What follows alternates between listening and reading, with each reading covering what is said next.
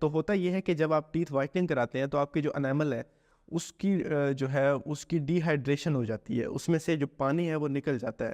Normally تو وہ ری hydrate دوبارہ سے کر جاتا ہے، تو اس میں کوئی پرابلم والی بات نہیں ہے، لیکن آپ اگر فریکوینٹ کرائیں گے، بار بار کرائیں گے تو وہ یہ ہوگا کہ آپ کے دانت ویک ہو جائیں گے. اسی طرح سے ٹیتھ وائٹننگ جیلز آئی ہوئی ہیں مارکیٹ میں، یا ٹیتھ وائٹننگ ٹوتھ پیسٹ آئے ہوئے ہیں، یا ایسی چیزیں جو ریکمنڈیشن میں نہیں آتی ڈاکٹرس کی لیکن کمرشلی اویلیبل ہیں. اگر ایسی پروڈکٹ سے آپ ٹیتھ وائٹننگ کی طرف جائیں گے تو آپ کے دانت لانگ رن میں کمزور ہو جائیں گے اور آپ کو پتہ بھی نہیں چلے گا، اور آپ کو جب پتہ چلے گا تو کافی سارا مسئلہ بڑھ چکا ہوگا.